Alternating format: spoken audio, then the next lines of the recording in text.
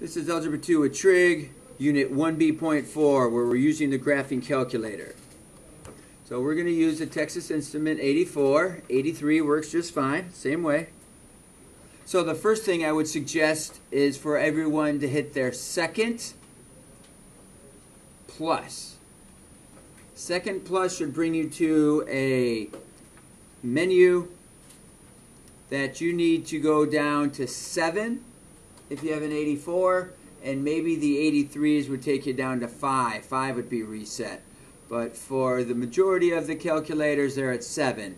So you hit 7, then 1, and reset to 2. And you should have a screen that looks like that. That's going to clear all your graphs, all the tables, take away all the weirdities that are in and changed in your calculator, and get us all on the same page to begin. So now we're going to type our equation from our notes. So you're going to go to y equals up here in the upper left hand corner. And we're going to type our equation that's at the top of our note page. 128 plus 64x. Now a lot of people have troubles with understanding the X button. The X button is next to the alpha key. Next to the alpha key, not the alpha. Don't use alpha and go find X. Don't hit the times key. It's got to be this variable. The calculator is not very smart. It needs to be this. Minus 16x squared. So that should be what your calculator looks like. So now we'll try just to hit graph. See what happens with the graph when you do that. And we should all get a screen that looks like that. That's interesting. Why do we have 2 vertical bars? What do those vertical bars stand for? It's probably a parabola, because we typed in a parabola. But this is only the 2 portions, probably pointing down forever because our t squared was negative, so it is opening downwards. But we can't see all the way. So let's figure out where this opens up. We could do the math. You don't even need a calculator. You can do negative b over 2a and plug it all in, just like we did with the other equations. But with a calculator, you have table. So to get to the blueprint in my case here, I have to hit the blue button, which is second. Everyone will hit second, and then graph. And you get over here to a table. And then type those values into your table. When your x value is 0, 1, 2, 3, 4, 5, all the way up to 6, and write down what your y values are. My y value when x is 0 is 128. So go ahead and type in or write in the rest of your table values. So we typed in our values, and as we got farther over here to our 6, we got to a negative number.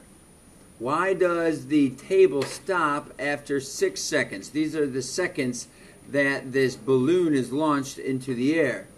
After 6 seconds, that's kind of weird. What's happening here?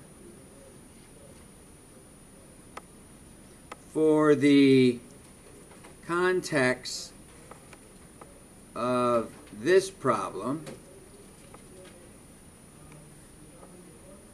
we need y values to be greater than, or at least equal to 0. We don't want to know when the balloon is 64 feet under the ground, okay? Because that's only mathematical, right? It's going to actually stop on the ground and it's probably splat. So we don't need to be looking any further. That's even farther than the domain needs to go. It needs to go past 5, but it doesn't need to go all the way to 6. So we stop our table as soon as we start to get a negative number.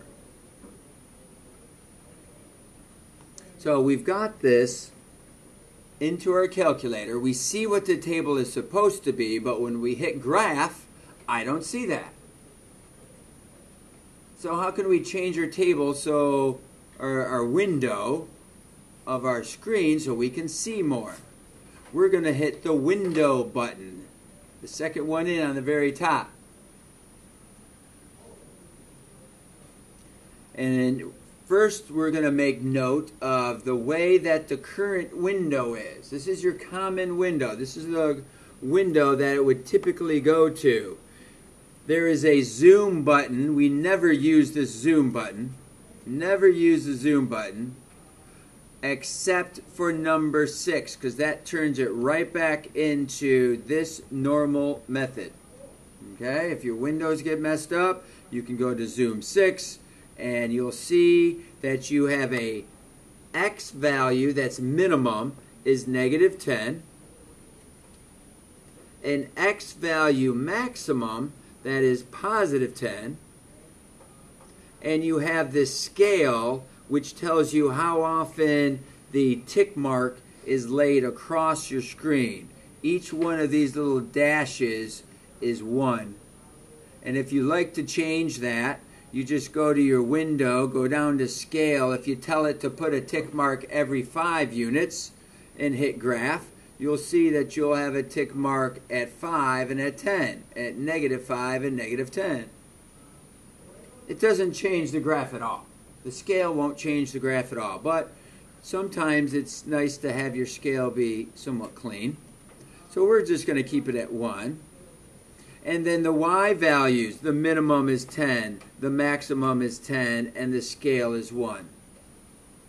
So when you look at your graph, you're actually seeing 10 units up, 10 units down, 10 units to the right, 10 units to the left.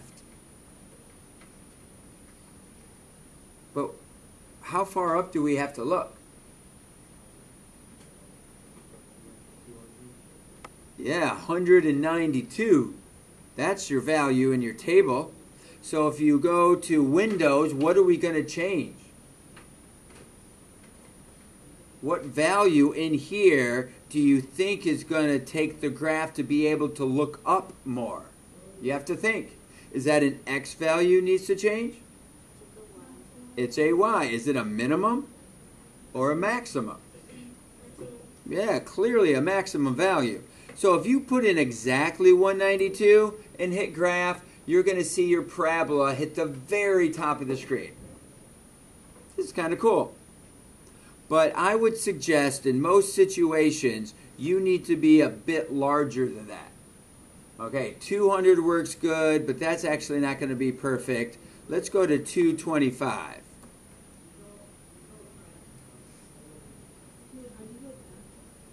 You just hit window again, and then graph, and you can go back and forth. If I want to get back to my window, I hit window.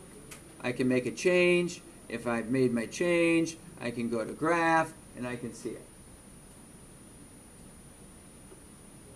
So now, when we go to window and we talk about what we wrote down, the only thing we changed is the Y maximum. So the X's we never changed. The scale we didn't change. The minimum we didn't change. The maximum we put 225. Your scale, take a look at your scale real quick. Your scale, look how, if these are all 1 and there's 225 of them to get to the very top, they're on top of each other. If they're so close you can't tell the difference. So in window, if you change your scale, as if this even matters, if you change your scale to 25, then you're going to have nice clean little 25 increments all the way up to the top. Not super important, doesn't matter, but that's what it does. So if you want to call that 25, so you have a nice pretty graph there, you could. Wait, is that the Y scale?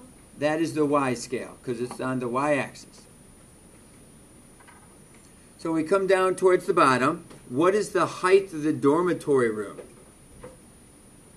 Well, we can tell that from our table, and we can tell that a little bit by our graph. The dormitory room is going to be up here where at 0 seconds, remember X stands for seconds, so at 0 seconds we're tossing the balloon out, we launch the balloon out. This is not the path of the balloon, this is where it is per second. It actually may have traveled a long distance. It may have traveled really long. It's not a distance time compared to a distance. It is a time compared to a distance. So that does change the actual path of it. But it's pretty much that path. And we're looking for the height of the dorm room. So at 0 seconds, we're right here. What height are we at? We know that by our table of 0 seconds. So what is the height of the dorm room? 128 feet. How do you know this? At 0 seconds,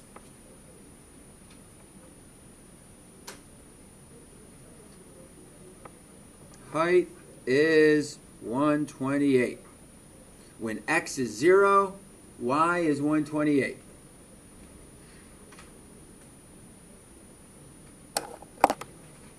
So now what we're going to do, we're going to look for the maximum value. So your directions say hit second. So this second button is the top left. And trace. So we hit the trace button. Which one of those words do you think would give us the highest point on our graph? Maximum gives us the highest point on the graph. And we can hit 4 to go right to it, or we can just hit enter when we're on it. Now it says left bound here at the bottom of the screen. Left bound. That means it wants you to limit where you're looking for this maximum value. So we need to have an idea where it is. It's right there. So I need my cursor to the left of it. There it is. And I hit enter. Now it asks for a right bound. So if my cursor needs to get to the right of my vertex, I need to hit my arrow so I'm to the right of my vertex. There I am. I am now to the right of it, and I hit enter. Some of your calculators might show you a vertical line coming down. My calculator is showing me a little triangle, telling us that we're looking in between those. And for the guess, since there's only one answer, we don't have to worry about actually telling it where to get close to. We can just hit enter again. And there is your maximum value, 192. This X value is just an approximation. We know the 192 comes from our table when we have an X of 2. So what is the maximum height? 192 feet. When does the balloon reach that maximum height? This is just a rounded number.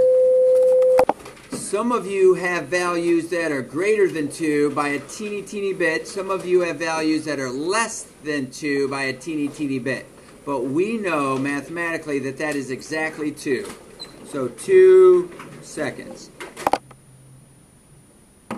What is the height of the balloon when it hits the ground? So we can look at our calculator. The height of the balloon when it hits the ground is, of course, when it touches the x-axis, and the height of the balloon is at 0.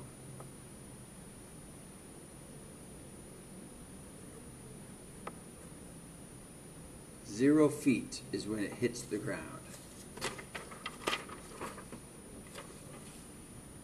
Now what we want to know is what is the x value? What is the 0 of the function? It's kind of a new term for us, but the 0 of the function is when it touches the x-axis, when the graph is touching the x-axis. First thing we need to be worried about, I'm not worried, but we need to address is that our x-axis is getting run over by these letters, these numbers. So we're going to go to Window, we're going to go to an Y minimum, and we're going to make this Y minimum bigger so it lifts up the graph. So if we go to -30, then we can bring that graph up a little bit. when we do second zoom, nope, second calc, it's going to the trace, second trace, we're looking for 0. It tells us right here, second trace, we're looking for 0, which is number 2. It again asks us for left bound. So we know that our 0 is happening right there. So we have to be to the left of that 0 mark. So any of these spots are to the left of it. Now I'm going to hit enter. Now I have to be to the right of it. So I need to move my cursor over as I start to move to the right of my answer. Notice here I'm at 5.3, but I'm still up at a height of 15, so I haven't hit my 0 yet. So I'm going to go to the right again. Now I'm at 5.5, so I am farther to the right. Now I'm in negative numbers. You can do it again if you want. Now I'm 5.7, and I'm definitely in negative numbers. So I'm to the right of my 0 spot.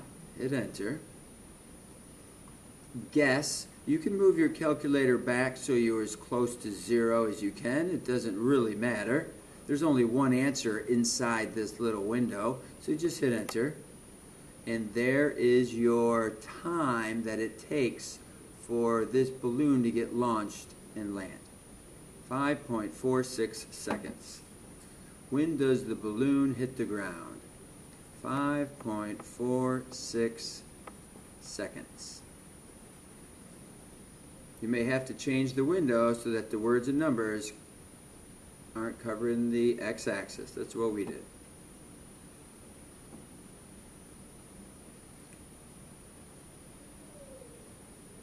The intersections of two different graphs. What we want to know, when is this graph going to hit a height of 150?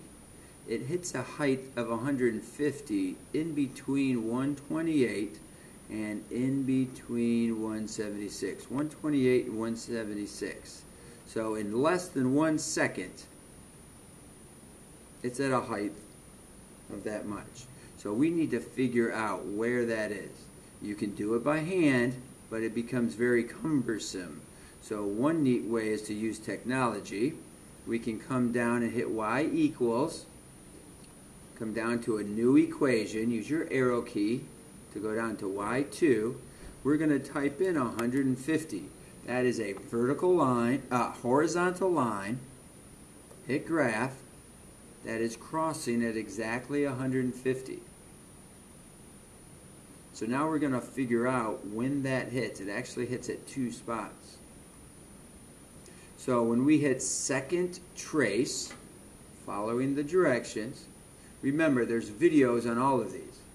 So use the PDF, click on the video if you want to see it again in detail.